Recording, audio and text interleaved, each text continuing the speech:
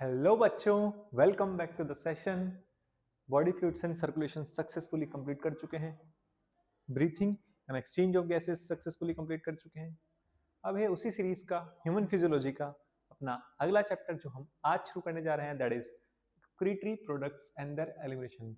We will study this chapter in very detail. जैसे हमने body fluids and circulation पढ़ा, breathing and exchange पढ़ा, NCERT का भी पढ़ेंगे, एनसीईआरटी के बाहर का भी पढ़ेंगे।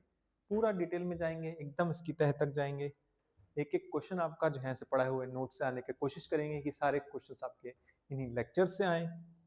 बाकी आ तो कहीं से भी सकते हैं, हम सिर्फ कोशिश करेंगे कि एक एक चीज कवर करें। मैं आपको एनसीईआरटी के साथ साथ आउट ऑफ द बॉक्स जो हायर किताबों का है वो भी बताऊंगा, बताता भी आया हूँ।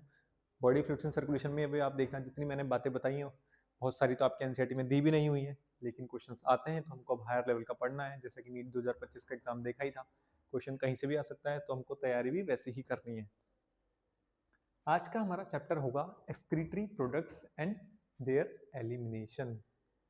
सिंपल सी भाषा में बोलें तो एक्सक्रीटरी सिस्टम, दो सिस्टम हम खत्म कर चुके हैं, रेस्पिरेटरी सिस्टम और सर्कुलेटरी सिस्टम। अगला सिस्टम आता है एक्सक्रीटरी सिस्टम।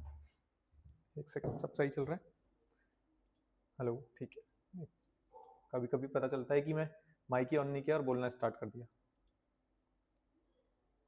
चलो, तो दो चैप्टर हैं, पढ़ चुके हैं, तीसरा है एक्सक्रीटरी सिस्टम। क्या क्या पढ़ने वाले हैं इस चैप्टर में, पूरा ये डिटेल है।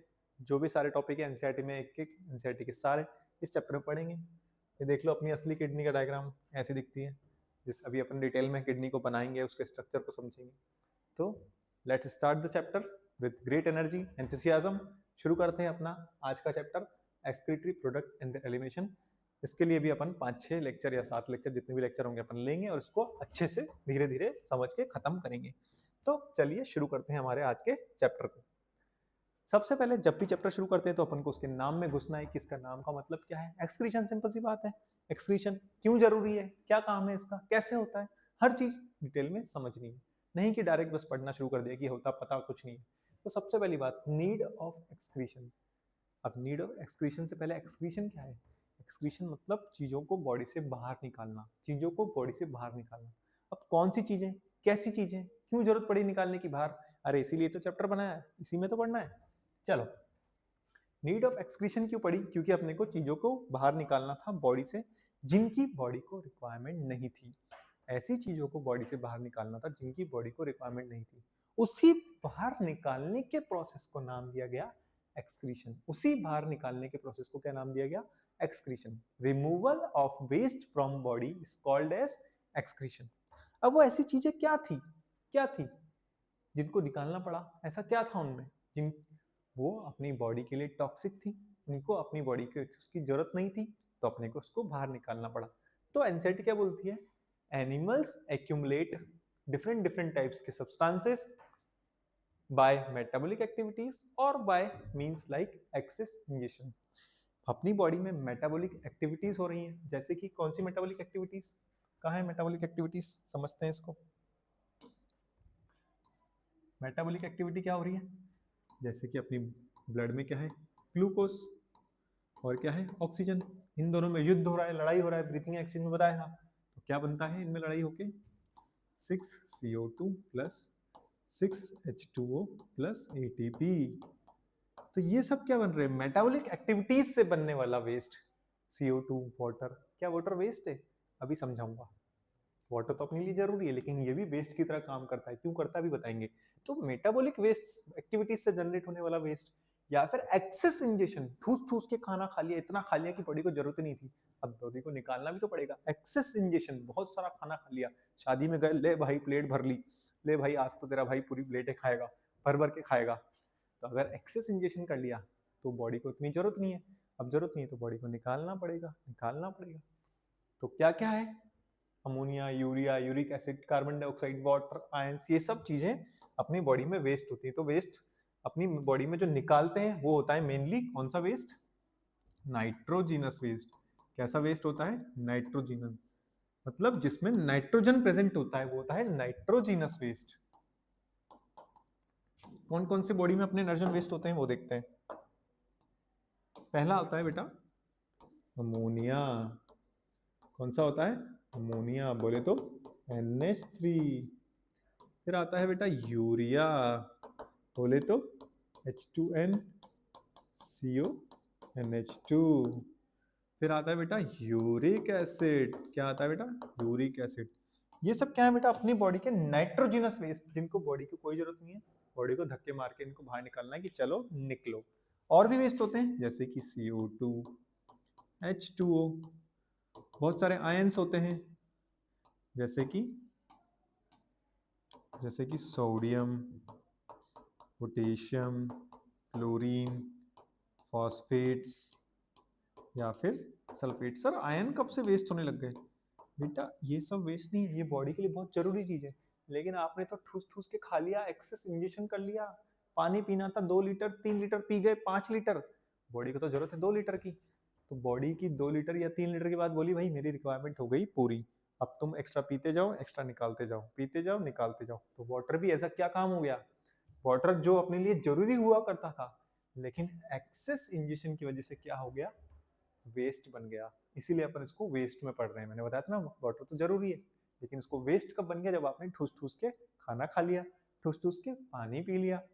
खाना खाने गए, इतने सारे न्यूट्रिएंट्स खा लिए कि बॉडी को इतने न्यूट्रिएंट की जरूरत नहीं है, धक्के मार के निकाल रही है बॉडी। तो सोडियम पोटेशियम क्लोरीन निकालना है, तो ये है अपना एक्सक्रीशन का जरूरत कि अपने ने जब खाना खा लिया, मेटाबॉलिक एक्टिविटीज हुई, तो अपने को इस वेस्ट को निकालना भी पड़ा। अब इस वेस्ट को निकालते हैं या तो कंप्लीटली या फिर पार्शली, या तो टोटली और पार्शली। एनसीईआरटी में लिखा है या तो अपन टोटली निकालेंगे या फिर पार्शियली निकालेंगे। अब टोटली और पार्शियली का क्या मतलब है बेटा? टोटली किसको निकालेंगे? जो अपनी बॉडी के लिए सबसे ज्यादा टॉक्सिक है, जिसकी बिल्कुल भी जरूरत नहीं है, जैसे कि अमोनिया, इसको अपन कंप्लीटली एलिमिनेट करते हैं। पार्शियली जैसे कि कुछ चीजों को अपन वापस रिटेन कर लेते हैं, जैसे कि यूरिया। यूरिया भी वेस्ट है, लेकिन अपनी बॉडी की जरूरत के हिसाब से इसको अपन रिटेन कर लेते हैं, अपनी बॉडी की, अपने फ्लूइड की ऑस्मोलैरिटी को मेंटेन करने के लिए। Some amount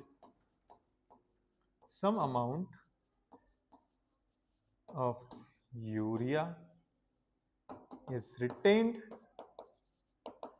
in our body to maintain the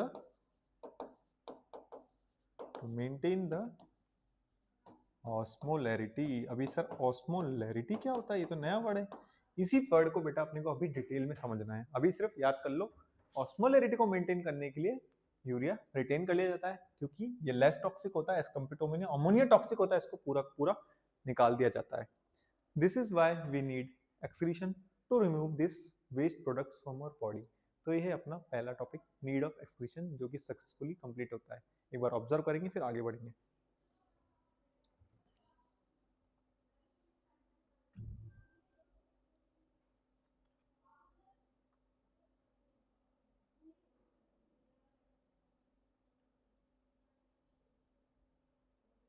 चलो अब बारी आई एक्सक्रीशन एंड ऑस्मोरेगुलेशन। सर अभी तो ऑस्मोलैरिटी नहीं समझाया, अब नया वर्ड आ गया ऑस्मोरेगुलेशन। चलो समझते हैं।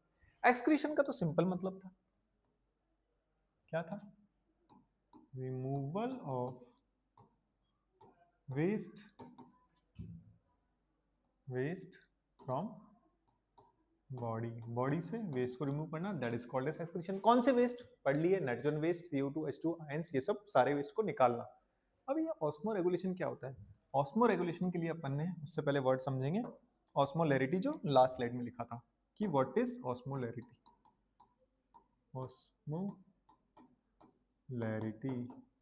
Is equal to solute upon solvent.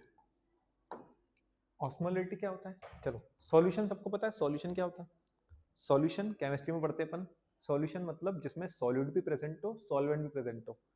एक गिलास पानी लिया, पानी में मिला दी चीनी, क्या बन गया? सॉल्यूशन। पानी क्या क्या हुआ? सॉल्वेंट। सॉल्यूट, चीनी क्या हुई? सॉल्यूट। तो सॉल्यूट और सॉल्वेंट मिल जाए तो एक बन जाता है सॉल्यूशन। क्या बन जाता है? सॉल्यूशन। अपनी बॉडी में डिफरेंट डिफरेंट टाइप के फ्लूइड्स हैं, जैसे कि ब्लड, यूरिन, ये भी तो क्या है? सॉल्यूशन है। ये भी क्या है? सॉल्यूशन है। तो ऑस्मोलैरिटी क्या होता है? Maintenance of solute concentration and solvent concentration. Solute और सॉल्वेंट की का मेंटेनेंस, ये क्या कहलाता है? ऑस्मोलैरिटी। क्या कहलाता है? ऑस्मोरेगुलेटी। वाटर आयन बैलेंस को मेंटेन करना। वाटर और आयन, आयन सॉल्यूट क्या है? आयंस, इनको बैलेंस करना इन फ्लूइड, ये क्या कहलाता है? ऑस्मोलैरिटी। नहीं आ रहा समझ? सब नहीं आ रहा समझ? देखो दोबारा सुनते हैं। केमिस्ट्री में पढ़ते हैं मोलैरिटी, यहां पर पढ़ते हैं ऑस्मोलैरिटी। एक सॉल्यूशन है पानी, उसमें डाली चीनी। अब कितनी चीनी डाली उसकी कंसंट्रेशन को मेजर करना, मेंटेन करना क्या कहलाता है? ऑस्मोलैरिटी। उस चीनी की कंसंट्रेशन किस पे डिपेंड है? Osmolarity is directly proportional on solute concentration, कि उसकी सॉल्यूट की कंसंट्रेशन क्या है वो होती है उसकी ऑस्मोलैरिटी, या फिर इनवर्सली प्रोपोर्शनल टू सॉल्वेंट, कि उसमें सॉल्वेंट कितना है वो भी क्या बताता है? उसकी ऑस्मोलैरिटी। इसको मेजर किस में करते हैं? मिली ऑस्मोल पर लीटर। किसमें मेजर करते हैं? मिली ऑस्मोल पर लीटर। ऑस्मोलैरिटी किस पे डिपेंड करती है? सॉल्यूट अपन सॉल्वेंट कंसंट्रेशन पे, कि फ्लूइड में सॉल्यूट और सॉल्वेंट का बैलेंस कितना है। सॉल्यूट और सॉल्वेंट का बैलेंस कितना है ये अपने को बताना रहता है, देखना रहता है। अपनी बॉडी में डिफरेंट डिफरेंट फ्लूइड्स हैं, जैसे कि ब्लड, ब्लड के अंदर भी क्या है? प्लाज्मा। प्लाज्मा क्या है? एक फ्लूइड है। उसके अंदर क्या है? वाटर। वाटर में सारी चीजें मिली हुई है। वाटर का क्या हो गया? सॉल्वेंट। और उसके अंदर जब चीजें मिला दी तो क्या बन गई? क्या बन गया? सॉल्यूशन। केमिस्ट्री में अलग अलग टाइप के सॉल्यूशन होते हैं, बेंजीन, फिनोल, इथाइल अल्कोहल। लेकिन अपनी बॉडी में क्या है? मेनली एक ही सॉल्यूशन है, एक ही सॉल्वेंट है। सॉल्वेंट कौन सा है अपनी बॉडी में? वाटर। और वाटर के लिए एक वर्ड यूज होता है बेटा, ऑस्मो। क्या वर्ड यूज होता है? ऑस्मो। इसीलिए इसको क्या बोला? ऑस्मोलैरिटी। उन्होंने केमिस्ट्री में बोला था मोलैरिटी, अपन ने बोला ऑस्मोलैरिटी। और इसी ऑस्मोलैरिटी को, सॉल्यूट और सॉल्वेंट की कंसंट्रेशन को मेंटेन करना क्या कहलाता है? Osmo regulation. कि अपने सॉल्यूशन में ये दोनों मेंटेन रहे, सॉल्यूट बराबर रहे, सॉल्वेंट बराबर रहे। यूरिन में, ब्लड प्लाज्मा में, ये सब चीजों में क्या है? अपना ऑस्मोलैरिटी मेंटेन रहे, उसी को क्या बोलते हैं? Osmo regulation. जैसे टेम्परेचर को रेगुलेट करना कहलाता है थर्मो रेगुलेशन, वैसे ऑस्मोलैरिटी को मेंटेन करना क्या कहलाता है? Osmo regulation. Regulation of osmolarity. Regulation of osmolarity. इसको एक एग्जांपल से समझते हैं।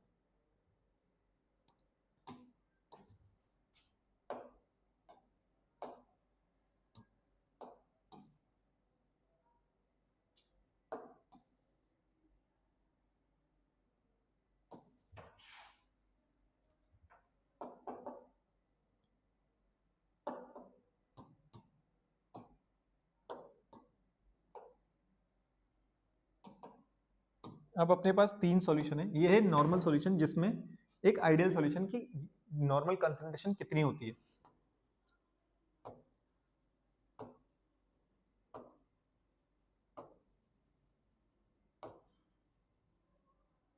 एक, दो, तीन, चार, पाँच, छ, सात, आठ।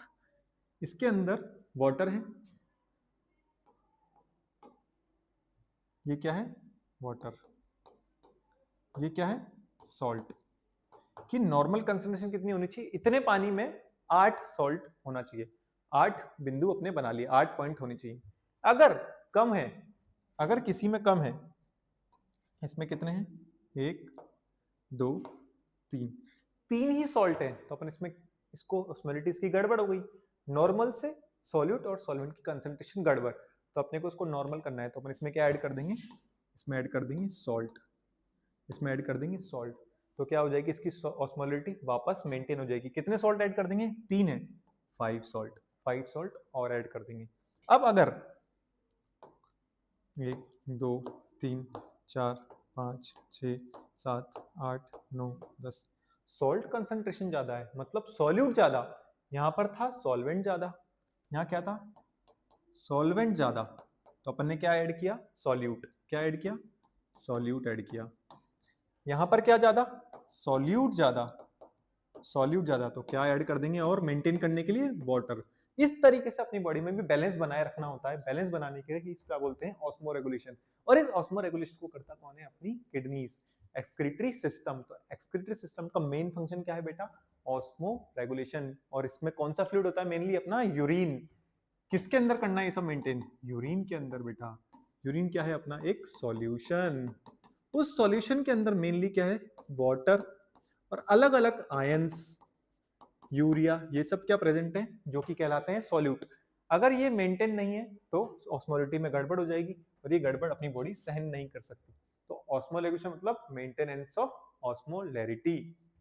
Maintenance of osmolarity. अब एक कंसेप्ट और समझाता हूं।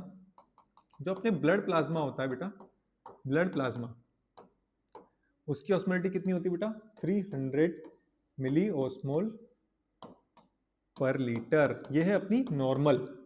300 मिली ऑस्मोल की ब्लड प्लाज्मा की नॉर्मल ऑस्मोलैरिटी कितनी होती है? 300 मिली ऑस्मोल पर लीटर। अब इसके रेफरेंस में तीन वर्ड आते हैं, इसके रेफरेंस में तीन वर्ड आते हैं।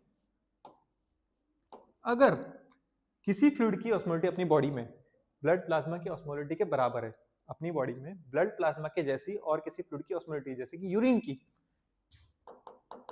सेम टू सेम, तो बोलेंगे आइसोटोनिक। क्या बोलेंगे? आइसोटोनिक।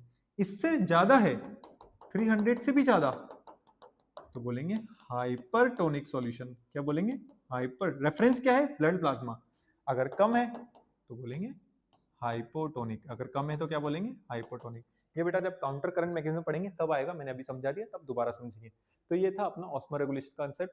ऑस्मोलैरिटी को मेंटेन करना क्या कहलाता है? Osmoregulation. ऑस्मोलैरिटी मतलब सॉल्यूट अपन सॉल्वेंट की concentration. Osmolarity is directly proportional on solute, inversely proportional to solvent. Solvent अपनी बॉडी में मेनली क्या होता है? अपनी बॉडी में मेनली सॉल्वेंट क्या है? वाटर। और सॉल्यूट आयंस, न्यूट्रिएंट्स, यूरिया, ये सब क्या है? सॉल्यूट। तो ये था अपना एक्सक्रीशन और ऑस्मो रेगुलेशन का कंसेप्ट। देखेंगे फिर आगे बढ़ेंगे।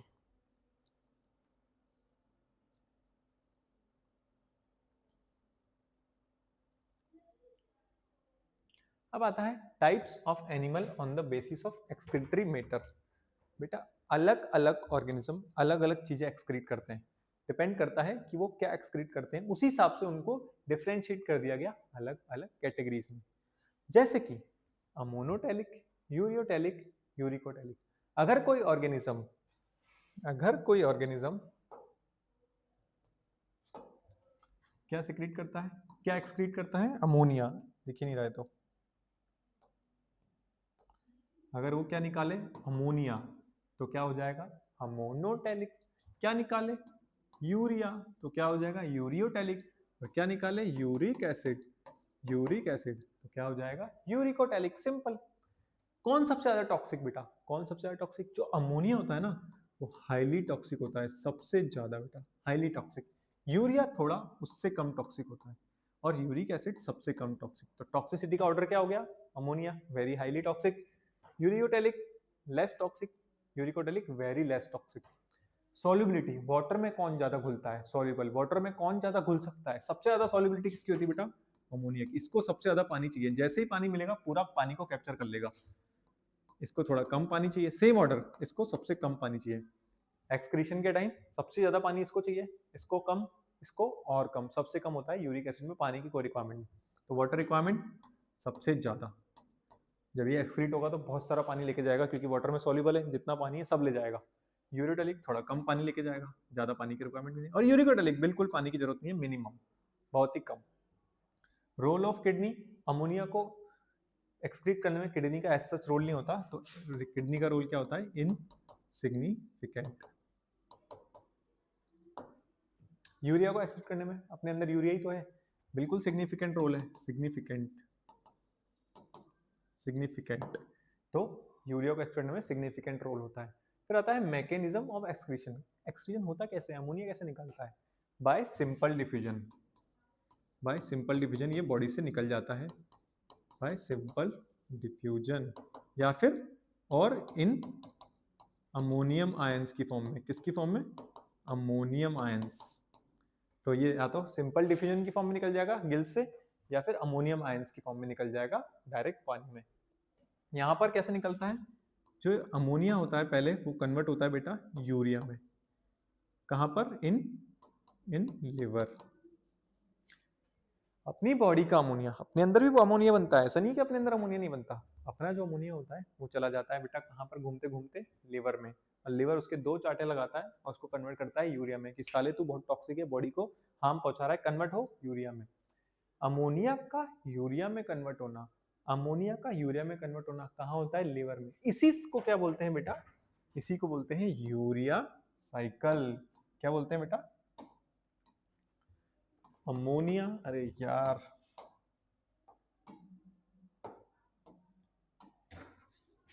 अमोनिया का CO2 से जुड़ के यूरिया बनाना, अमोनिया CO2 से जुड़ के यूरिया बना लेती है, इसी को क्या बोलते हैं बेटा? यूरिया साइकिल या फिर ऑर्निथिन साइकिल। क्या बोलते हैं इसको? Ornithine cycle. ये अपने सिलेबस में नहीं है लेकिन मैंने आपको फिर बता दिया, हो सकता है आ जाए कि यूरिया साइकिल कहाँ होती है, कहाँ पर होती है ये?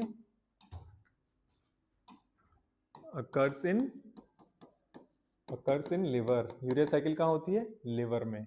इसके लिए क्या क्या चाहिए? अमोनिया CO2 मिलके बनाते हैं यूरिया। इसको और क्या बोलते हैं? ऑल्सो कॉल्ड एज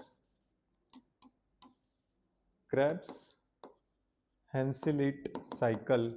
इन दो साइंटिस्ट ने डिस्कवर किया था इसलिए उनका नाम पे इनको बोलते हैं Krebs Henseleit cycle. Urea cycle, ornithine cycle, Krebs Henseleit cycle कहाँ पर होती है? लिवर में। अमोनिया को कन्वर्ट करती है यूरिया में। अमोनिया हाईली टॉक्सिक होता है इसलिए उसको कन्वर्ट कर दिया जाता है यूरिया में, और यूरिया को एक्सट्रैक्ट आउट कर दिया जाता है थ्रू किडनीज। तो ये है अपना।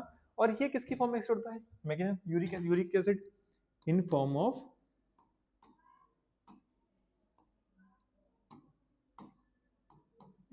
Of pellet. पैलेट मतलब हार्ड थोड़ा, या फिर पेस्ट की फॉर्म में, थोड़ा थिक पेस्ट की फॉर्म में। देखा होगा ना पीठ गिरती है जब कबूतर की, सबने देखा होगा ऐसे करके हाथ से हटाते भी हैं, छी छी छी गंदी गंदी। तो पैलेट और पेस्ट की फॉर्म में कहाँ मिलेगा? अमोनिया को पानी चाहिए, पानी चाहिए, बहुत सारा पानी पिला दीजिए मम्मी, मुझे पानी पिला दीजिए। पानी किसके पास होता है? फिशेस। कौन सी फिशेस? Bony fishes. इंसेक्ट्स, कौन से इंसेक्ट? Aquatic insects. एम्फीबियंस, कौन से एम्फीबियंस? एक्वेटिक। तो पानी में रहने वाले सभी ऑर्गेनिज्म क्या निकालेंगे? अमोनिया। सभी नहीं, कुछ ही।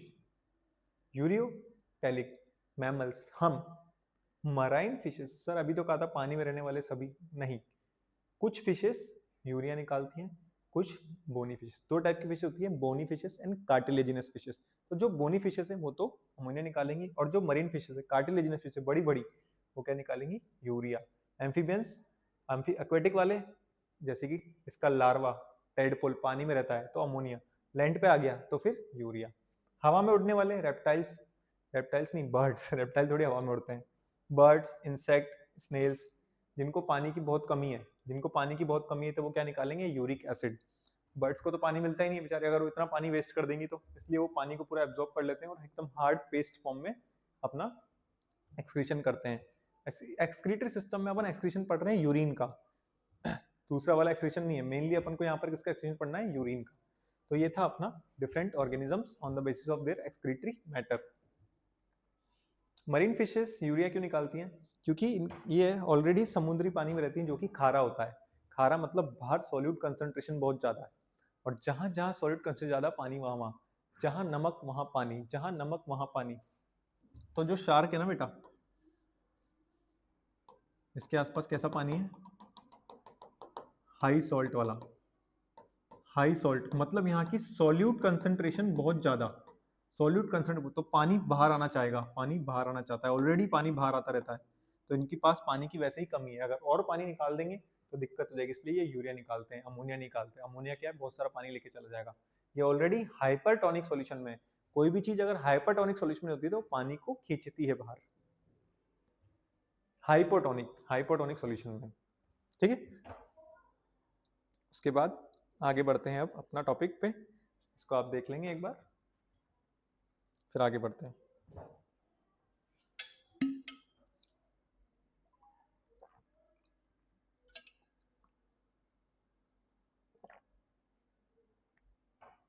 एक्सक्रीटरी ऑर्गन्स, कौन से ऑर्गन में कौन से ऑर्गन है, रटने वाली बात है, फटाफट खत्म करते हैं इसको। सिंपल इन्वर्टिब्रेट में सिंपल ट्यूबुलर स्ट्रक्चर प्रेजेंट होते हैं, सिंपल ट्यूबुलर स्ट्रक्चर। इस पे ज़्यादा टाइम नहीं लगाएंगे, रटने वाली चीज़ें रट लेना। कॉम्प्लेक्स वर्टिब्रस में complex tubular structure, complex tubular structure जैसे कि नेफ्रॉन्स। प्लेटिहेलमिन्थेस, रोटिफर्स, लोअर एनालिड्स, सेफेलोपोडा, एम्फिओक्सेस, इसमें क्या होते हैं? Flame cells. क्या होते हैं? फ्लेम सेल्स, या फिर उसको बोलते हैं सोलेनोसाइट्स, सोलेनोसाइट्स, या फिर प्रोटोनेफ्रिडिया। क्या बोलते हैं? Protonephridia. Higher annelids, higher annelids, higher annelids में होते हैं नेफ्रिडिया। यहाँ पर प्रोटोनेफ्रिडिया, तो यहाँ पर क्या होंगे? नेफ्रिडिया। आर्थ्रोपोड्स में Malpighian tubules, Malpighian tubules. Respiration के लिए क्या था? ट्रैकेल ट्यूब्यूल्स, इसके लिए मालपीजियन ट्यूब्यूल्स। एक्वेटिक आर्थ्रोपोड्स जो पानी में रहते हैं, क्रस्टेशियन, प्रॉन, जो पानी में रहते हैं, उनके पास क्या होते हैं? ग्रीन ग्लैंड्स, ग्रीन ग्लैंड्स, या फिर इसको बोलेंगे एंटीनल ग्लैंड्स। क्या बोलते हैं इसको? Antennal glands. और अपने वर्टिब्रेट्स में क्या पाई जाती हैं बेटा? किडनीज। ये रटने वाला पोर्शन है, कुछ समझना नहीं है इसमें, किसमें क्या होता है वो देख लेना। प्रोटोनेफ्रिडिया क्या होता है बेटा? Simplest excretory organ.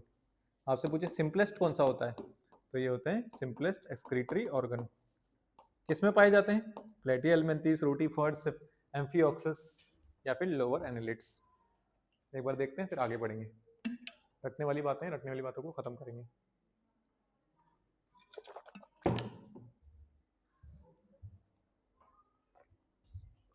फिर अगले टॉपिक पे आएंगे, ह्यूमन एक्सक्रीटरी सिस्टम। ये बातें कर ली पूरे जहान की, किसमें क्या होता है, कैसे ऑर्गेनिज्म होते हैं।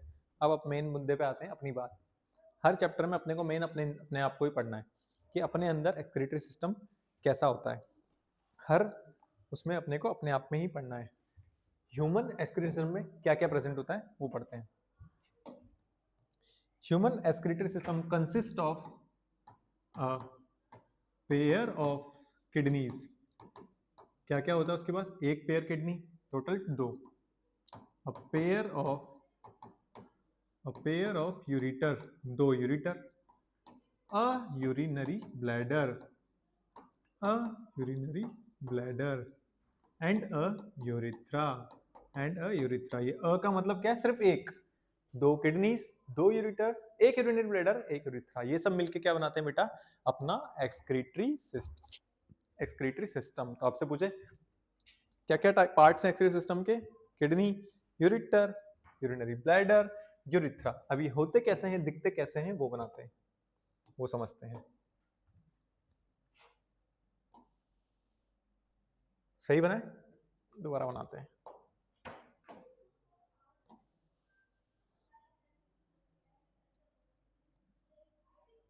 ठीक है, ये अपनी 2 किडनी बन गई प्यारी प्यारी, 2 किडनी बन गई। कलर भर देते हैं इनके अंदर।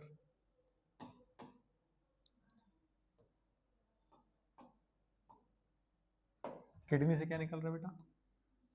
यूरिटर। क्या निकल रहा है? यूरिटर। यूरिटर के पास क्या है बेटा? Urinary bladder. क्या है? Urinary bladder. यूरिनरी ब्लैडर की ओपनिंग को क्या बोलते हैं? यूरिथ्रा। इसको अपन अभी लंबा ऐसे कर देते हैं। ये क्या है? यूरिथ्रा।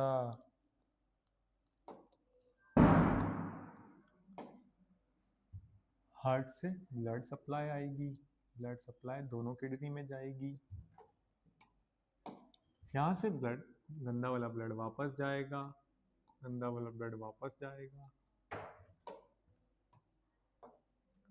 ब्लड सप्लाई आएगी, आएगी, आएगी, ब्लड वापस जाएगा, वापस जाएगा, वापस जाएगा, यूरिन नीचे जाएगा। अब एक बार लेबलिंग करते हैं।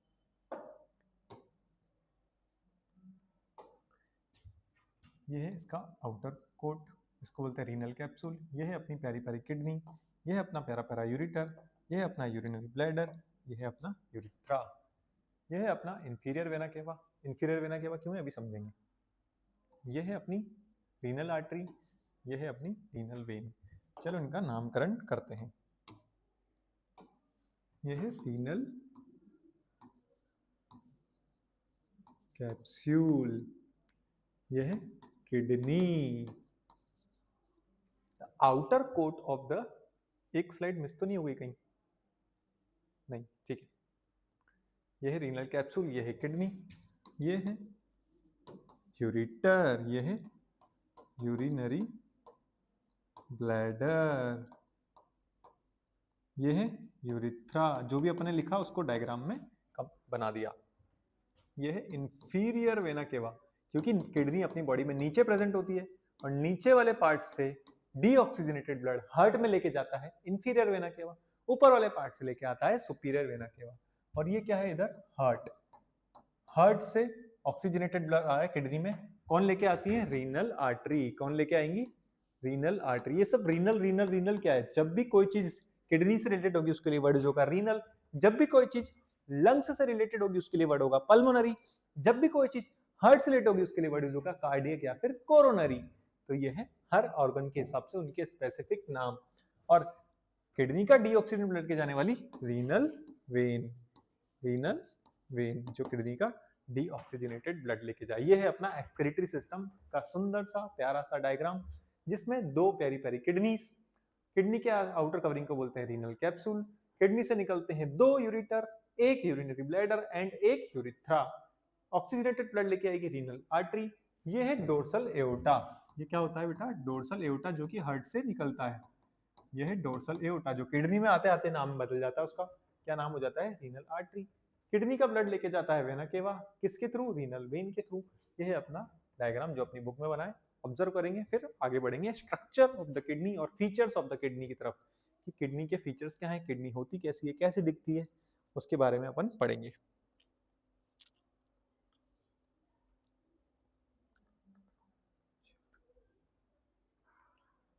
अब किडनी की तारीफ कर लेते हैं थोड़ी सी, फालतू की बातें हैं किडनी के बारे में जो रटने वाली है, जल्दी से पढ़ते हैं। कलर कैसा होता है बेटा? Reddish, reddish brown. कैसा कलर होता है किडनी का? Reddish brown. शेप कैसी होती है? Bean shape. बीन शेप बोले तो राजमा चावल जैसी, राजमा चावल नहीं, सिर्फ राजमा जैसी। Situated between the last thoracic vertebrae and the third lumbar vertebrae. Last thoracic बोले तो थोरेसिक कितनी होती है total? T12 and third lumbar मतलब L3। T12 और L3 के बीच में प्रेजेंट होती है अपनी किडनी। साइज कैसी होती है इसकी? साइज, इसकी लेंथ, इसकी ब्रेड्थ और इसकी थिकनेस।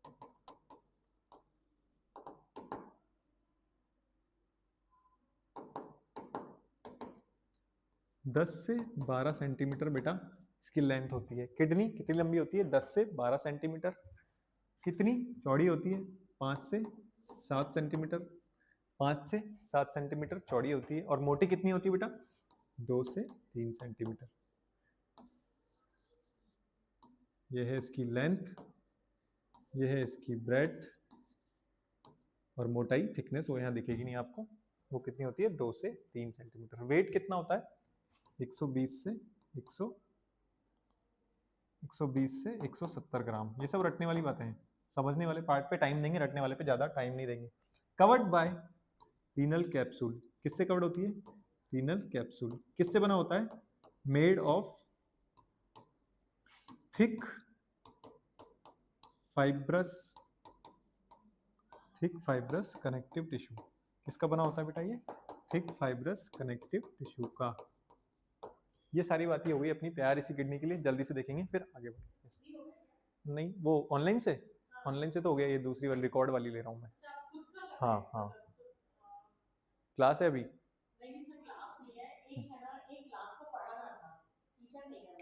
तो मैं हाँ अभी थोड़ा तो लगेगा इसमें टाइम अभी। तो ये कवर्ड होता है बाय रीनल कैप्सूल, जो कि किससे बना होता है? थिक फाइब्रस कनेक्टिव टिश्यू का। और ये कैसा होता है? टफ होता है ये कैप्सूल, थोड़ा हार्ड होता है, टफ कैप्सूल। ठीक है बेटा, किडनी की प्यारी प्यारी बातें। रेडिश ब्राउन कलर की होती है, बीन शेप की होती है। पोजीशन याद रखना, T12 और L3 पे होती है। लेंथ 10 से 12, ब्रेड 5 से 7, थिकनेस 2 से 3। कहाँ प्रेजेंट होती है? अपने डोर्सल साइड पे। डोर्सल पीछे वाली, वेंट्रल आगे वाली। डोर्सल इनर साइड पर प्रेजेंट है, बाहर होती तो लटकी होती, बाहर नहीं है, इनर। डोर्सल इनर साइड पे अपनी किडनी प्रेजेंट होती है और चिपकी होती है अपनी डोर्सल सरफेस से, इसलिए आगे वाली साइड ही इसकी कवर्ड होती है सिर्फ पेरिटोनियम से। इस पे एक कवरिंग होती है जिसको बोलते हैं पेरिटोनियम। तो किडनी अपनी पीछे से चिपकी हुई है, अब इसकी सिर्फ आगे वाली साइड ही खुली है, तो सिर्फ आगे क्या आ जाती है, पेरिटोनियम की लेयर। इसलिए अपनी किडनी को क्या बोलते हैं, रेट्रोपेरिटोनियल। क्या बोलते हैं, इसका एक और नाम है, इसको अपन लिख देंगे। अपनी किडनीज कैसी होती है बेटा, कोई पूछ ले, रेट्रोपेरिटोनियल, मतलब सिर्फ आगे की साइड से ही पेरिटोनियम से कवर्ड है और पीछे से डोर्सली चिपकी हुई है अपनी बॉडी वॉल पे। बीच में आती है वर्टिबल कॉलम, वर्टिबल कॉलम के लेटरल साइड एक किडनी इधर, एक किडनी इधर। और यहां पर एक खास बात क्या थी, किडनी में आपने देखा ये वाली किडनी थोड़ी नीचे है, ये वाली किडनी ऊपर है, तो राइट किडनी अपनी थोड़ी सी नीचे की साइड होती है, लेफ्ट थोड़ी ऊपर की साइड होती है। ऐसा क्यों, क्योंकि राइट किडनी के ऊपर एक ऑर्गन होता है, राइट साइड पे एक ऑर्गन होता है, उसको बोलते हैं प्यारा सा लिवर। लिवर उसको धक्का बोलता है, धक्का मार के चल नीचे की सब। तो अगर अपन यहाँ लाइन ड्रॉ करें तो इससे अपने को पता चलता है कि राइट किडनी थोड़ी नीचे होती है, लेफ्ट किडनी ऊपर। ये सारी बातें अपन ने किडनी के लिए करी एकदम एक्सट्रीम डिटेल में। आप समझेंगे कि किडनी दिखती कैसी है, किडनी होती कैसी है, प्यार से देखेंगे, समझेंगे किडनी का स्ट्रक्चर को, किडनी के स्ट्रक्चर को। पानी पी लूं मैं।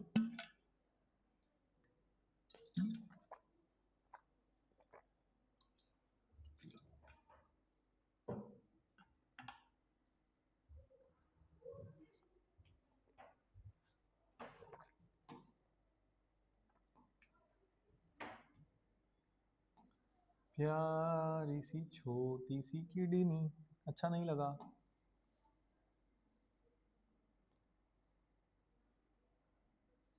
प्यारी सी किडनी अपनी बन गई। किडनी, किडनी की जो इधर वाली साइड है, इस वाली साइड को बोलते हैं बेटा, इस साइड को बोलते हैं लेटरल साइड। क्या बोलते हैं इसको, लेटरल साइड। और किडनी की जो ये वाली साइड है इसको बोलते हैं मीडियल, मीडियल साइड। कौन सी साइड, मीडियल साइड। ये वाली साइड कैसी होती है बेटा, कॉन्वेक्स। कैसी होती है, कॉन्वेक्स। ये कैसी होती है बेटा, कॉनकेव। कैसी होती है, कॉनकेव। अब इसी स्ट्रक्चर को डिटेल में पढ़ने जा रहे हैं अपन, डिटेल में पढ़ने जा रहे हैं अपन।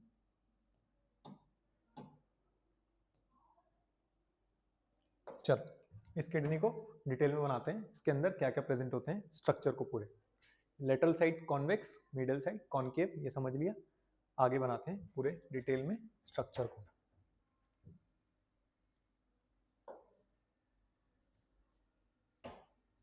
ये प्यारी सी किडनी अपनी,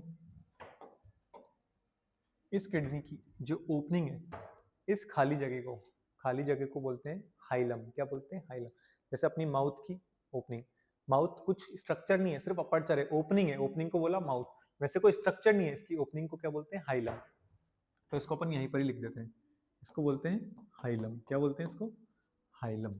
जहां से क्या क्या अंदर जाती है चीजें, हाइलम से भी समझते हैं। हाइलम से कौन कौन सी चीजें अंदर जाती है वो देखते हैं। ऑक्सीजनेटेड ब्लड लेके आने वाली रीनल आर्टरी, क्या लेके आई, ऑक्सीजनेटेड ब्लड। अलग अलग टाइप की नर्व्स, आर्टरी को अपन थोड़ा बड़ा बनाते हैं। ये ऑक्सीजनेटेड ब्लड लेके आने वाली रीनल आर्टरी। ब्रेन से आने वाली नर्व्स, डीऑक्सीजनेटेड ब्लड लेके जाने वाली, डीऑक्सीजनेटेड ब्लड लेके जाने वाली रीनल वेन। और यहां से निकलता है यूरिटर। क्या निकलता है, यूरिटर। डायरेक्शन क्या होगा, ये आती है ब्लड लेके, ये भी नर्व्स अंदर आ रही हैं, ये ब्लड लेके जा रही हैं, ये यूरिन लेके जा रही हैं, तो ये डायरेक्शन है। ये सब जहां खुलती है, इस स्ट्रक्चर को क्या बोलते हैं बेटा, हाइलम। इस स्ट्रक्चर को क्या बोलते हैं बेटा, हाइलम। और हाइलम का खुलता है एक खाली स्पेस में, एक खाली स्पेस, खाली स्पेस मतलब चौड़ा स्पेस। इस खाली स्पेस को बोलते हैं बेटा पेल्विस। इस खाली स्पेस को क्या बोलते हैं, पेल्विस। इस पेल्विस के आगे आता है कैलिक्स वाला structure, major calyx, minor calyx वाला पोर्शन। क्या होता है कैलिक्स, यहाँ पर ऐसे स्ट्रक्चर होते हैं बड़े बड़े, ये कहलाते हैं बेटा मेजर कैलिक्स। क्या कहलाते हैं? Major calyx. थोड़ा अच्छे से बनाते हैं। क्या कहलाते हैं? Major calyx. इन्हीं मेजर कैलिक्स में यहाँ पर छोटे छोटे होते हैं जिनको बोलते हैं माइनर कैलिक्स। क्या बोलते हैं? Minor calyx. तो ये है अपने आगे वाला मेजर कैलिक्स, फिर उसके बाद माइनर कैलिक्स। बड़ा वाला मेजर, छोटा वाला माइनर। अभी लेबलिंग करेंगे अपन डिटेल में।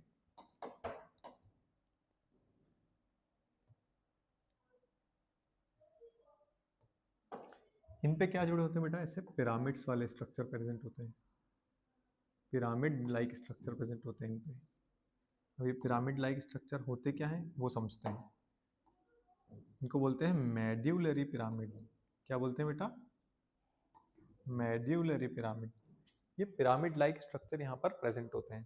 और जो बाकी का इलाका क्या होता है उसको बोलते हैं कॉर्टेक्स। उस बाकी के इलाके को बोलते हैं कॉर्टेक्स। पूरा बाकी का इलाका क्या हो गया? कॉर्टेक्स। अभी नेमिंग देंगे, सब समझ में आ जाएगा आपको। ये क्या है? Medullary pyramids. Medullary pyramids.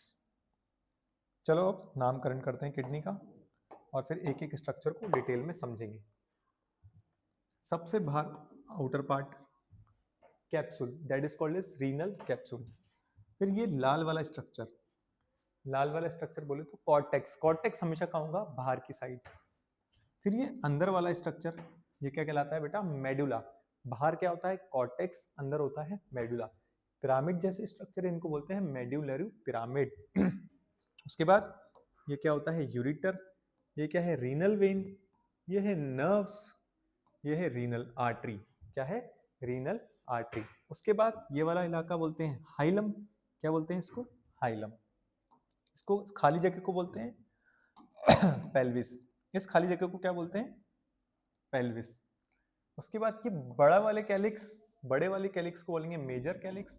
इन छोटे वाले को बोलेंगे माइनर कैलिक्स। इन छोटे वाले को क्या बोलेंगे? Minor calyx. चलो नाम देते हैं। आउटर वाला पार्ट रीनल कैप्सूल, अंदर वाला कॉर्टेक्स। उसके बाद मेड्यूलरी, मेड्यूलरी पिरामिड। उसके बाद मेड्यूलरी पिरामिड। सबको नाम देंगे, समझेंगे। जहां ये सब ओपनिंग हो रही है उसको बोला हाइलम। क्या बोला? हाइलम। फिर उसके बाद खाली जगह, खाली जगह मतलब चौड़ी जगह। चौड़ी जगह के लिए वर्ड क्या यूज होता है? पेल्विस। यहां से क्या लेके निकलेगा? यूरिन। तो यूरिन लेके कौन जाता है? यूरिटर। डीऑक्सीडेटेड ब्लड लेके कौन निकलता है? Renal vein. Renal vein. ये है माइनर कैलिक्स, ये है मेजर कैलिक्स। तो ये है मेजर कैलिक्स, मेजर कैलिक्स। ये है minor calyx, major calyx, minor calyx. ये है नर्व्स जो किडनी के अंदर आ रही हैं और सेंसेशन, सेंसरी ऑर्गन्स, सेंसेशन को सिग्नल देने के लिए, सिग्नल को सेंस करने के लिए। फिर ये है रीनल आर्टरी जो ऑक्सीजनेटेड ब्लड लेके आती है किडनीज के लिए। रीनल आर्टरी जो किडनी को ब्लड सप्लाई करती है। ये सारी चीजें किडनी में आ रही हैं। और जो ये मेडुला है, इसके कोने वाले पोर्शन को, मेडुला के कोने वाले पोर्शन को भी बेटा एक चीज बोलते हैं। इस कोने वाले पोर्शन को बोलते हैं बेटा पेपिला। क्या बोलते हैं? पेपिला। Medullary papilla. क्या बोलते हैं इसको? पेपिला। तो ये है अपना स्ट्रक्चर ऑफ किडनी। इसको ऑब्जर्व करें, फिर इसको समझते हैं एक बार और वापस से। किडनी में और क्या प्रेजेंट होते हैं अपने? नेफ्रॉन्स। वो भी बना लेते हैं। दो टाइप के नेफ्रॉन्स होते हैं अपने पास। ऐसा कलर लें जो रेड पे दिखे, ब्लैक ले लेते हैं, ब्लैक दिखेगा। ऐसे नेफ्रॉन जक्स्टा मेडुलरी और कॉर्टिकल, दो टाइप के नेफ्रॉन अपने होते हैं। कॉर्टिकल जिनका मेजर पोर्शन कहां प्रेजेंट हो? कॉर्टेक्स में। और थोड़ा सा ही कहां हो? थोड़ा सा कहां हो? Loop of Henle. ठीक है, कलेक्टिंग डक्ट। थोड़ा सा पोर्शन मेडुला में और मेजोरिटी पोर्शन अगर कहां पर हो? कॉर्टेक्स में। तो हो गया कॉर्टिकुलर, कॉर्टिकल नेफ्रॉन। अगर ज्यादातर पोर्शन कहां है? मेडुला में। ज्यादातर पोर्शन कहां है? मेडुला में। और थोड़ा सा पोर्शन ही बाहर है, तो होनी है जक्स्टा मेडुलरी। तो ये है कॉर्टिकल नेफ्रॉन, ये है जक्स्टा मेडुलरी नेफ्रॉन, जिनको अपन आगे डिटेल में देखेंगे। तो अपन ने नेफ्रॉन भी बना लिए, अभी सिर्फ अपन क्या कोड दे देते हैं, इसको नेफ्रॉन बोल देते हैं। अभी क्या नाम दे देते हैं, बस नेफ्रॉन्स। नेफ्रॉन्स। और एक किडनी में कितने नेफ्रॉन्स होते हैं बेटा? 1 मिलियन। एक किडनी में कितने नेफ्रॉन्स होते हैं? 1 मिलियन। और कितने मेडुलरी पिरामिड्स होते हैं? 10 से 12 या फिर 8 से 12। 8 से 12 नंबर होता है मेडुलरी पिरामिड्स का, और इनका नंबर होता है 1 मिलियन। कितना होता है? 1 million. Observe, then we will recap it again.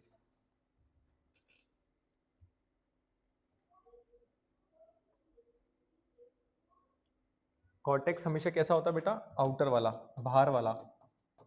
और मेडुलरी पिरामिड कहां पर होते हैं? इनर।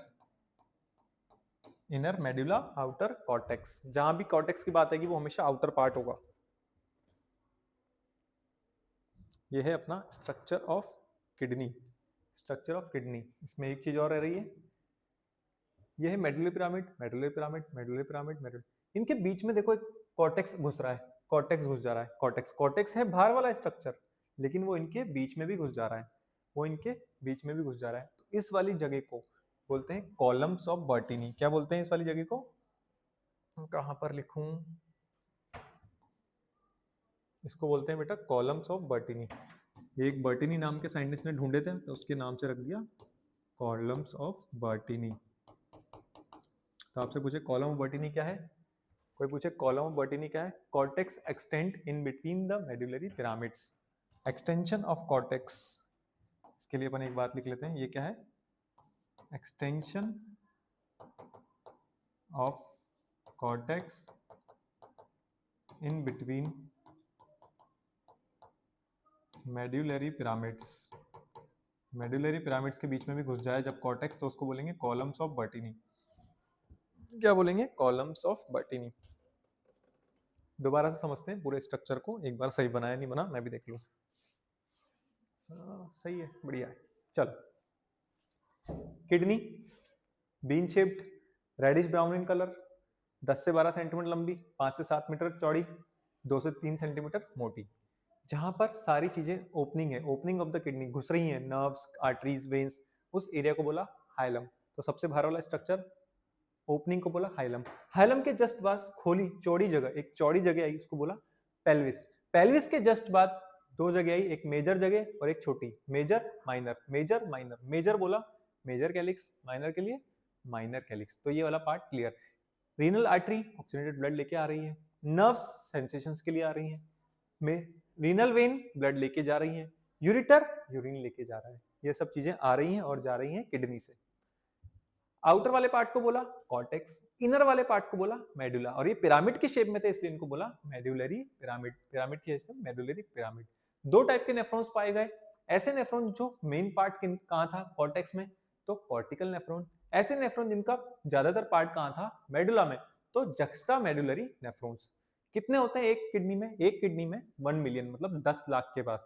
तो अपनी बॉडी में टोटल 20 लाख के आसपास नेफ्रॉन्स होते हैं। मेडुलरी पिरामिड का नंबर कितना होता है? 8 से 12। अपन ने कितने बनाए? 1 2 3 4 5, लेकिन होता कितना है? 8 से 12। आउटर कोट कैसा होता है? टफ कैप्सूल, इसको बोलते हैं रीनल कैप्सूल, जो कि थिक फाइब्रस कनेक्टिव टिश्यू का बना होता है। ये वाला पार्ट होता है कॉन्वेक्स, ये वाला पार्ट होता है कॉनकेव। तो आपसे पूछे हाइलम कौन से सरफेस पे होता है, कॉनकेव या कॉन्वेक्स? तो हाइलम प्रेजेंट होता है कॉन्वेक्स सरफेस की तरफ। अब इसके बाद आता है पाथवे ऑफ यूरिन फॉर्मेशन, जो अपने को पढ़ना है कि यूरिन बनता कैसे और किस पाथवे से जाता है। बाकी कैसे बनता है, जिसका मैकेनिज्म क्या है, वो डिटेल में। अभी सिर्फ पाथवे समझेंगे, पाथवे ऑफ यूरिन। तो इस स्लाइड को अपन कॉपी करते हैं।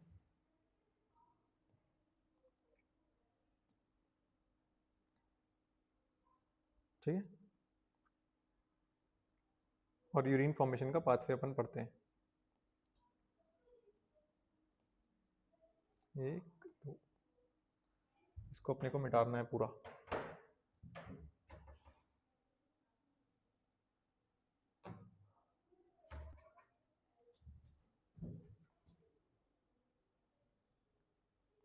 ये मिटता ही नहीं मिटता। Delete. Pathway of urine formation पढ़ना है अपने को, फटाफट से पढ़ते हैं।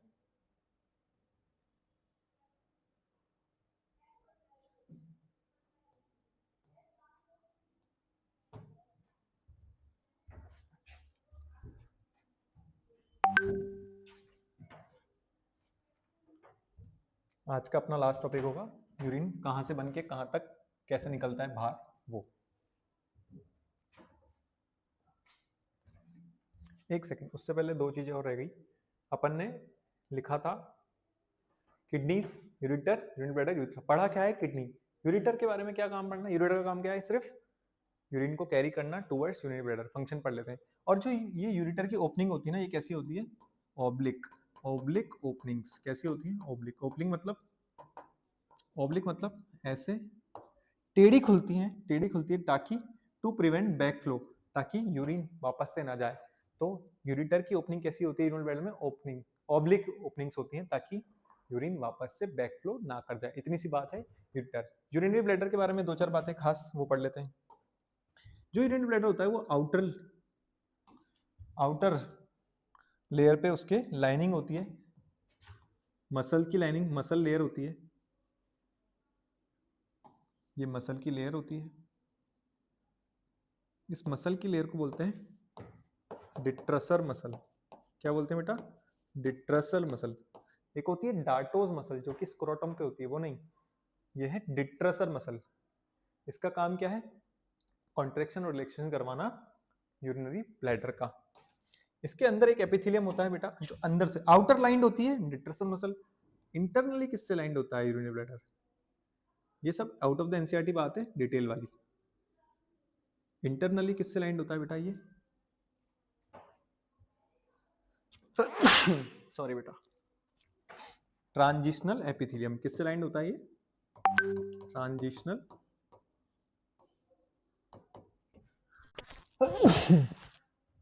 ट्रांजिशनल सॉरी एपिथेलियम, जो इसको मदद करता है एक्सपैंड होने में, जो इसको फ्लेक्सिबिलिटी प्रोवाइड कराता है। तो ट्रांजिशनल एपिथेलियम की वजह से यूरिनरी ब्लैडर अपना एक्सपेंड हो सकता है और ज्यादा यूरिन को स्टोर कर सकता है, और डिट्रसल मसल उसको कॉन्टैक्ट रिलीज होने में मदद करती है। तो ये यूरिनरी ब्लैडर की कहानी। अब अगला आता है लास्ट पार्ट, यूरिथ्रा। यूरिथ्रा तीन पार्ट में डिवाइडेड होता है बेटा।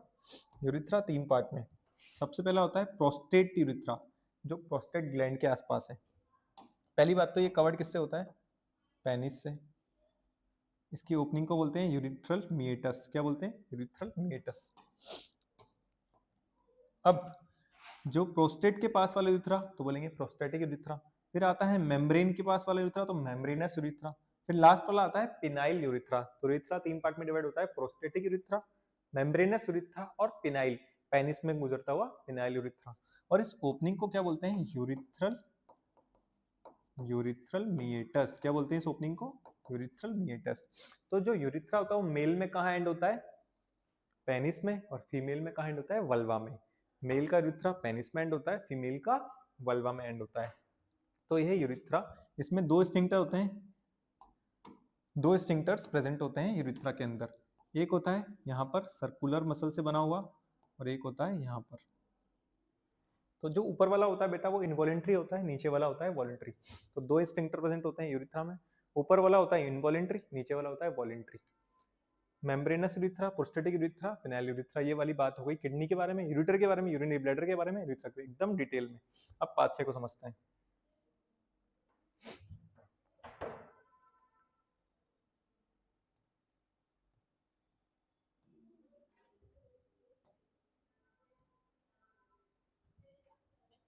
टाइम वेस्ट हो रहा है, आगे बढ़ा देना अब इस टाइम को वीडियो में। चलो, पाथवे ऑफ यूरिन। कि यूरिन कहाँ बनता है और कहाँ से कहाँ तक जाता है, इसको अपन डिटेल में समझते हैं। बना कहाँ यूरिन? बना कहाँ? नेफ्रॉन में। यूरिन का फिल्ट्रेशन कहाँ हुआ? नेफ्रॉन में। स्टार्टिंग कहाँ से होती है? नेफ्रॉन से। नेफ्रॉन ने कहाँ डाला उसको? नेफ्रॉन की कलेक्टिंग डक्ट में। कहाँ डाला? कलेक्टिंग डक्ट में। कलेक्टिंग डक्ट में। कलेक्टिंग डक्ट से कहाँ गया वो? पैपिला में। कलेक्टिंग डक्ट से कहाँ गया? इस वाले नीचे वाले पोर्शन को अपन ने क्या नाम दिया था? नीचे वाले पोर्शन को नाम दिया था पैपिला। नीचे वाले पोर्शन को अपन ने नाम दिया था पैपिला। तो कलेक्टिंग डक्ट से कहाँ गया वो? पैपिला में। फिर पैपिला के बाद नेफ्रॉन में बना, कलेक्टिंग डक्ट में गया, पैपिला में गया, फिर आया माइनर कैलिक्स, फिर आएगा मेजर कैलिक्स, फिर आएगा पेल्विस, फिर आएगा हाइलम, फिर आएगा यूरिटर, फिर आएगा यूरिनरी ब्लैडर, फिर आएगा यूरिथ्रा। तो ये है अपना पूरा पाथ है। वापस से बना कहाँ पर? नेफ्रॉन। कहाँ गया? Collecting duct. फिर मेडुला के नीचे वाले एंड को बोला पैपिला, पैपिला से गया माइनर, माइनर से गया मेजर, मेजर से गया पेल्विस, पेल्विस से गया हाइलम, हाइलम से गया यूरिटर, यूरिटर कहाँ खुलता है? यूरिनरी ब्लैडर में। यूरिनरी ब्लैडर की एंडिंग क्या होती है? यूरिथ्रा। तो ये है अपना पूरा पैपिला के बाद माइनर कैलिक्स, उसके बाद मेजर कैलिक्स, उसके बाद pelvis, Elvis by, Elvis by, उसके बाद पेल्विस के बाद हाइलम, हाइलम के बाद यूरिटर, यूरिटर के बाद यूरिनरी ब्लैडर, यूरिटर ब्लैडर के बाद यूरिथ्रा, सबसे लास्ट में चला जाएगा यूरिथ्रा में। तो ये तो हो गई अपनी यूरिन का पाथवे। नेफ्रॉन से कलेक्टिंग डक्ट, कलेक्टिंग डक्ट से पैपिला, पैपिला से माइनर कैलिक्स, माइनर कैलिक्स से मेजर कैलिक्स, मेजर कैलिक्स से पेल्विस, पेल्विस भाई के पास, पेल्विस भाई से हाइलम के पास, हाइलम से यूरिटर के पास, यूरिटर से यूरिनरी ब्लैडर के पास, और लास्ट में यूरिथ्रा। ये है अपना पाथवे ऑफ यूरिन, नेफ्रॉन से बनके यूरिथ्रा तक पहुंचने का रास्ता। That is all about today's lecture. इसमें हमने आज पढ़ा एक्सक्रीटरी सिस्टम के बारे में, जनरल बातें, कैसे होता है एक्सक्रीटरी वेस्ट, क्या होता है, कितने टाइप का वेस्ट होता है, कौन कौन से ऑर्गेनिज्म होते हैं, उन ऑर्गेनिज्म में एक्सक्रीटरी ऑर्गन क्या होता है, ह्यूमंस का एक्सक्रीटरी सिस्टम देखा जो कि kidney, urethra, urinary bladder, ureter से मिलके बना, फिर उनके स्ट्रक्चर को समझा, फिर पाथवे ऑफ यूरिन देखा। ये था अपना डिटेल्ड आज का लेक्चर। शुरू से देखते हैं क्या क्या समझा। जरूरत क्यों पड़ी एक्सक्रीशन की, उसमें क्या क्या नाइट्रोजन वेस्ट क्रिएट हुआ जिनको अपने को बॉडी से बाहर निकालना था, किसी को पूरा निकालना था, किसी को आधा निकालना था, पूरा निकालना था हाईली टॉक्सिक वाले, किसी को मिनी को, थोड़ा बहुत रख लिया यूरिया को ताकि ऑस्मोलरिटी को मेंटेन किया जाए। ऑस्मोलरिटी मतलब सॉल्यूट अपॉन सॉल्वेंट कंसंट्रेशन। तो यूरिया क्या है? एक सॉल्यूट है। यूरिया क्या है? एक सॉल्यूट है। एक्सक्रीशन मतलब रिमूवल ऑफ वेस्ट, ऑस्मोरेगुलेशन मतलब ऑस्मोलरिटी को मेंटेन करना, ऑस्मोलरिटी को मेंटेन मतलब सॉल्यूट अपॉन सॉल्वेंट की कंसंट्रेशन को मेंटेन करना। कौन सा सॉल्यूशन? यूरिन। ये सब कहानी कहाँ चल रही है? यूरिन में। यूरिन में कहीं सॉल्यूट ज्यादा ना हो जाए, यूरिन में कहीं सॉल्वेंट ज्यादा ना हो जाए, ये सब मेंटेन करने का काम किसका होगा? ऑस्मोरेगुलेशन। जब किडनी फिल्टर कर रही है, यूरिन बनाया, अरे इसमें तो ज्यादा सॉल्यूट हो गए, चलो रीअब्सॉर्ब करो, अरे इसमें तो कम पानी है, चलो वापस पानी वापस डालो। तो ये सब काम किसका काम है? ऑस्मोरेगुलेशन। ऑस्मोलिटी मेंटेन करना किडनी का काम है। इसकी milli osmol per litre unit होती है। Regulation osmolality is called as osmoregulation. Urine क्या है? अपना सॉल्यूशन। ब्लड प्लाज्मा की ऑस्मोलिटी कितनी होती है? 300 मिली ऑस्मोल पर लीटर। उसके हिसाब से हाइपरटोनिक, आइसोटोनिक, हाइपरटोनिक होता है, जो कि अपन काउंटर करंट मैकेनिज्म में देखेंगे। इस टॉपिक के दो ही खतरनाक टॉपिक हैं, mechanism of urine formation and counter current. उसके बाद सारा रटने वाला, ज्यादा दिमाग लगाने की जरूरत नहीं है, सब आराम से हो जाएगा। ऑर्गेनिज्म को डिवाइड कर दिया, अगर अमोनिया बना रहा है तो अमोनोटैलिक, यूरिया बना रहा है तो यूरोटैलिक, यूरिक एसिड बना रहा है यूरिकोटैलिक। उस हिसाब से ये पूरी टेबल तैयार होती है अपनी। Excretory organ in different animals. Animals simple है तो सिंपल ट्यूबुलर स्ट्रक्चर, कॉम्प्लेक्स है तो कॉम्प्लेक्स ट्यूबुलर स्ट्रक्चर। बाकी platyhelminthes, rotifer, lower and the flame cells, solenocyte, protonephridia जो कि सिंपलेस्ट एक्सक्रीटरी ऑर्गन है। हायर एनिमल्स में नेफ्रिडिया, ऑर्थोपोड में माल्पिजियन ट्यूब्यूल, एक्वाटिक आर्थ्रोपोड में ग्रीन ग्लैंड्स या इंटरनल ग्लैंड्स, वर्टिब्रेट्स में किडनीज। फिर स्ट्रक्चर देखा पूरा डिटेल में, क्या क्या था सब पूरा समझा दिया, अच्छे से एक बार देख लेंगे। किडनी के बारे में दो चार बातें तारीफ करी उसकी, फिर किडनी का स्ट्रक्चर अपन ने देखा। That is about today's lecture. इसी के साथ आज का सेशन एंड करते हैं और अगली बातें करेंगे अगली क्लास में। ठीक है बच्चा? इसके बाद क्या पढ़ा था हमने? एक चीज और, हाँ, पाथवे ऑफ यूरिन। नेफ्रॉन से लेकर यूरिथ्रा तक कैसे पहुंचा, ये पाथवे आ जाता है। Right the sequence of pathway of urine, sequence में लिखो एक के बाद एक के बाद एक, या फिर आपको सीक्वेंस दे देंगे, पहचानो सही कौन सा है। तो आपको पहचानना है collecting duct, papilla, minor calyx, major calyx, pelvis, hilum, urinary bladder, ये सब डिटेल। ठीक है? अगले क्लास में अपन स्टार्ट करेंगे नेफ्रॉन को। नेफ्रॉन से आगे के बारे में पूरा डिटेल में देखेंगे कि नेफ्रॉन क्या होता है, उसका स्ट्रक्चर क्या होता है।